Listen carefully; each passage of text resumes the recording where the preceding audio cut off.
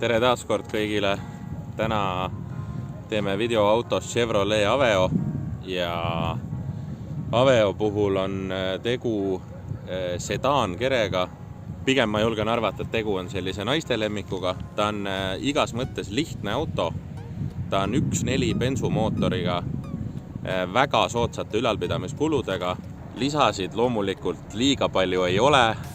Elementaarsed lisad siiski on olemas, et konditsioneer on autol olemas, aknad käivad elektriga, peeglid käivad elektriga, muusikat saab kuulata, valuväljed on all ja nii edasi, nipet-näpet veel. Ja loomulikult on autol ka istmesohendused, et ta on Soomest pärit. Läbisõiduks on 150 000, mis just sai ette, et kuulutuses on 149 midagi. Selle läbisõiduga ma ta sain ja Eestis arvel, ülevaatus kehtib, kindlustus kehtib, talverehvid on all naastud, korralikud suverehvid tulevad kaasa autoga.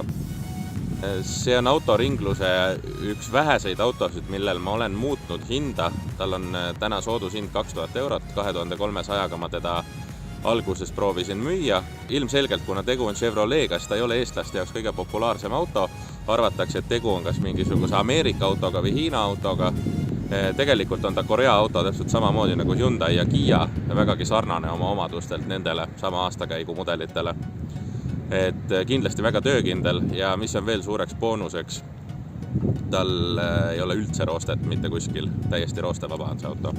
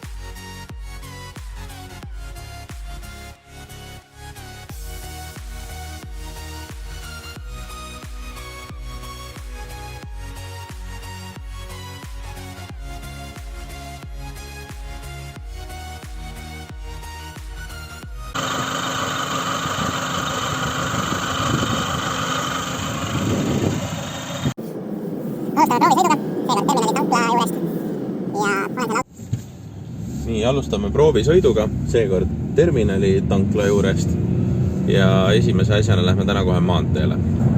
Ma näen, et rool on paar kraadi nagu ühele poole hästi kergelt, aga auto on täiesti otse. Auto ei sõida samale poole, kuhu rool veidi viltu on.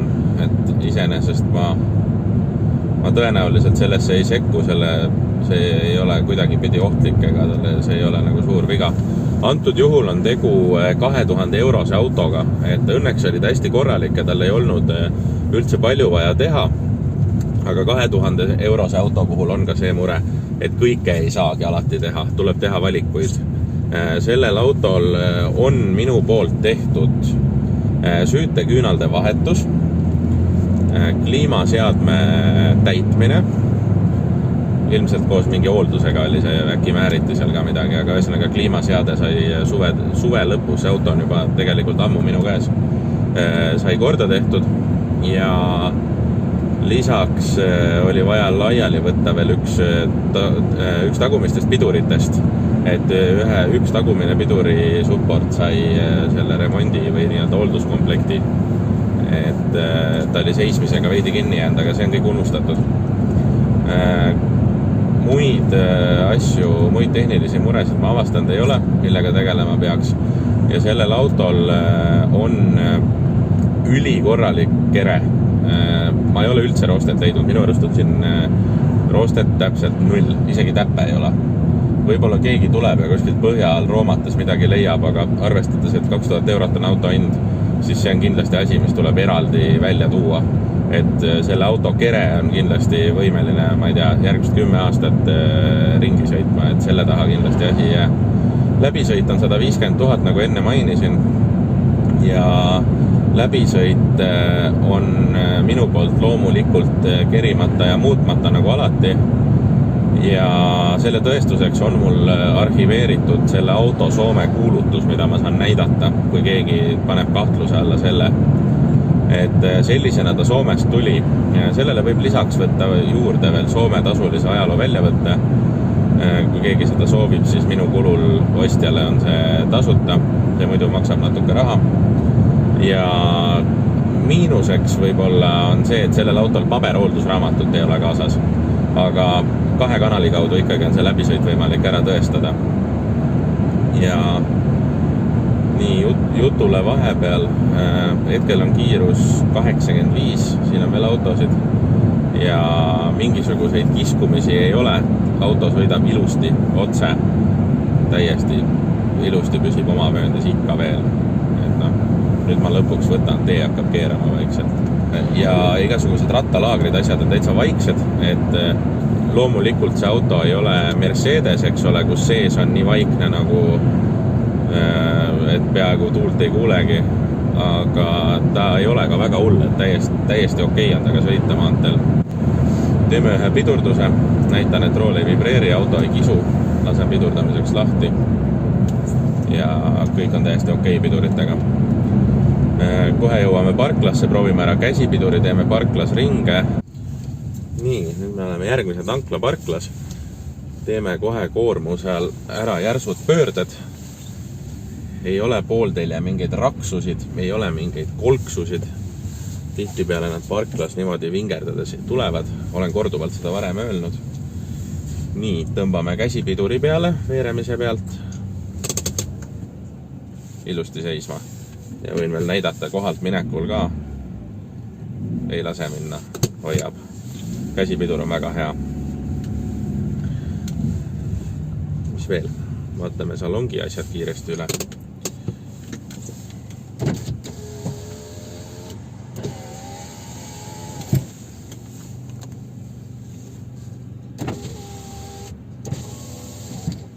Taga on sellel autol toonklaas, ilus tume toon.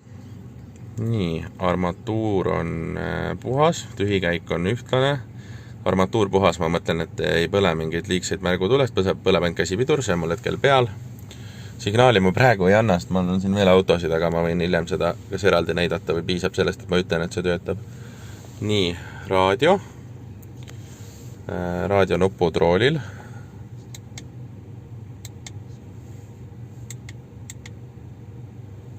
Asi toimub.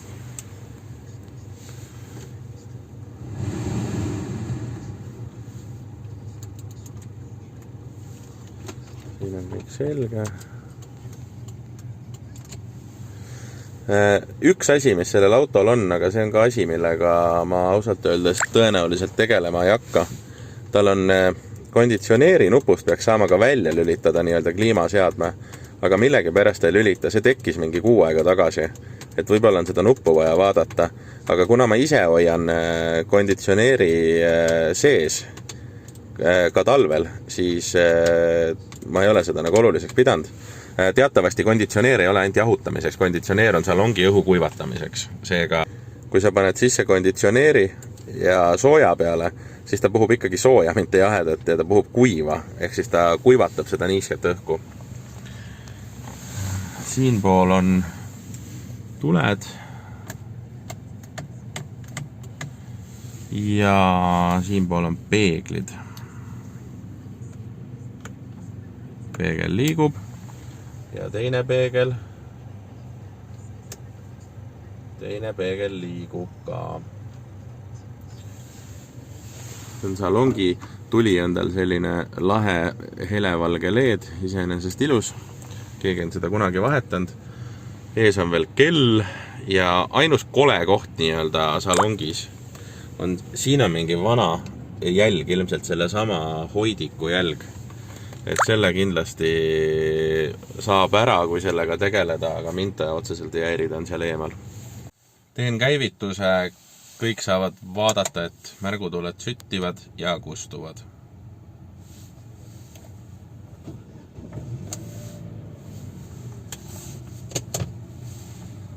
Nii, auto käib, paneme armatuurituled ka põlema. Midagi tagasi põlema ei lähe. Kõik nii nagu peab. Sellel autol on veel minu poolt tehtud salongi keemiline puhastus. Tal on hästi viisakas, ilus puhas salong. Varuosad on tal soodsad, kohati isegi väga soodsad. Ja igaüks võib seda ise kontrollida, et meil on mitu varuosad e-poodi, et alati on hea vaadata näiteks mingi piduriketaste, klotside, mingite levinumate varuosade hinda ja see on kohe selge. Ühesõnaga kokkuvõtteks, kui sul on huvi sedaan kerega, ilusa välimusega ja väga ökonoomsete ülalpidamiskuludega auto vastu hinnaklassis 2000 eurot, siis helista, kirjuta, tule proovima ja minu poolt hetkeks kõik. Tšau!